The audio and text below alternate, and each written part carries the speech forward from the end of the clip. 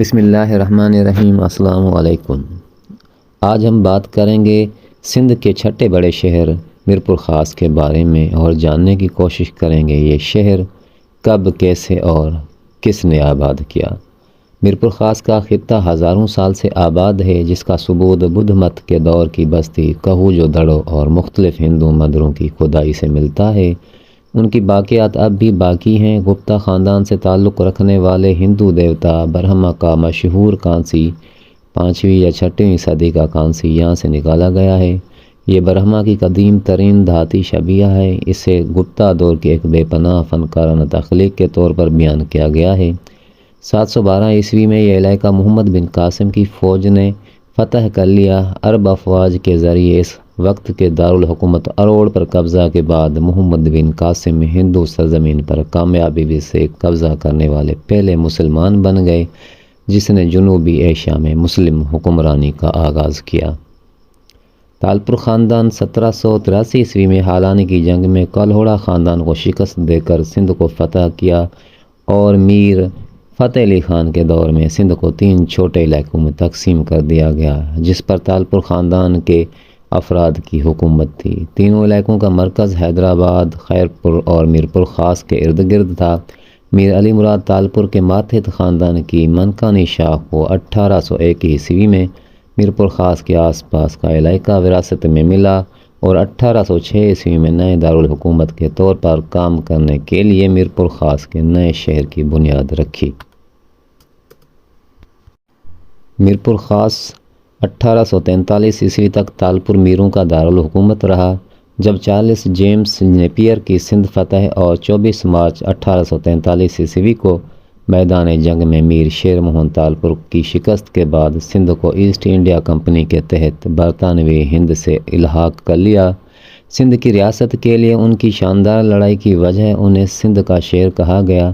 18ویں صدی کی آخر میں بہت سے مسلمان خاندان مشرقی پنجاب سے اس علاقے میں منتقل ہو گئے تھے۔ یہاں آباد ہونے والی سب سے بڑی مسلم کمیونٹی آرائی برادری تھی۔ مشرقی پنجاب کے مختلف اضلاع جیسے امرتسر، گرداسپور، فیروز پور، امبالہ، پٹیالہ اور جالندھر سے آرائی یہاں آ کر مستقل طور پر آباد ہو گئے۔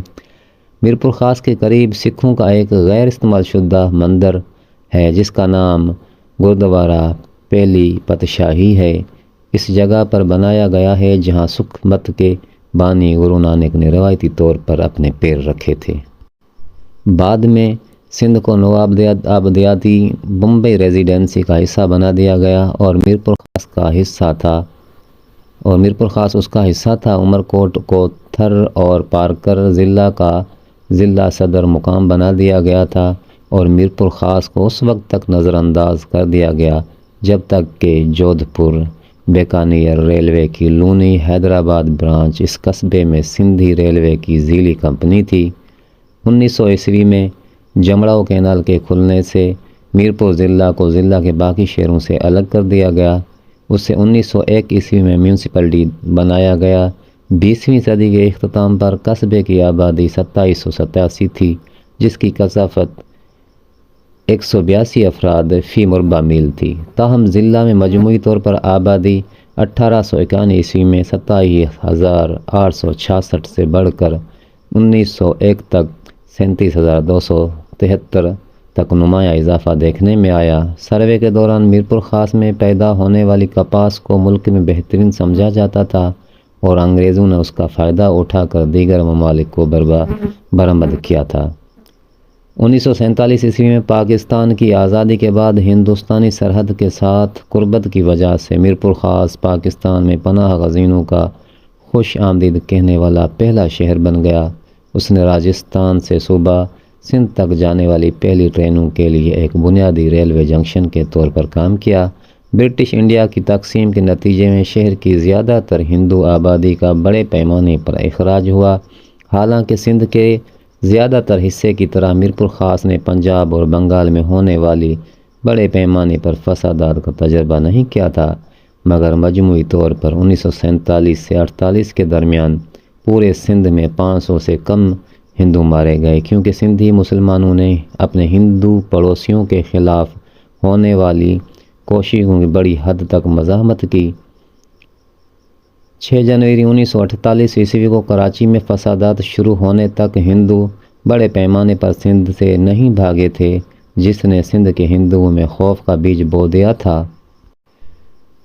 اس حقیقت کے باوجود کہ فسادات مقامی تھے اور پنجاب سے آنے والے سکھ مہاجرین کراچی میں پناہ کی تلاش میں تھے، شہر کی زیادہ تر ہندو آبادی کے نقصان کے باوجود ضلع میرپور خاص کا تخمینہ 35% ہندو ہے۔ برٹش انڈیا کی تقسیم کے بعد بڑی تعداد میں ہندوستان سے مہاجرین شہر میں پہنچنا شروع ہوئے، جس کی وجہ سے آبادی میں تیزی سے اضافہ ہوا اور آبادی میں تبدیلی آئی۔ 1951 ء میں آبادی 40,420 تھی، جس میں سے 68% اردو بولنے والے مہاجرین تھے جو ہندوستان سے بھاگ آئے تھے۔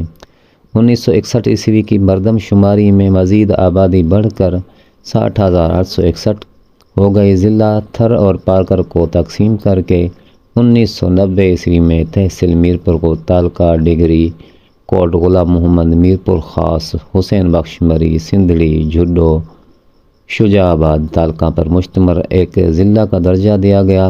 اسی سال میرپور خاص کو تھر پارکر میرپور خاص اور عمر کوٹ اضلاع پر مشتمل ڈویژنل ہیڈ کوارٹر کا درجہ مل گیا، جبکہ اسے 2000 ء میں ختم کر دیا گیا، لیکن 11 جولائی 2011 کو دوبارہ بحال کر دیا گیا۔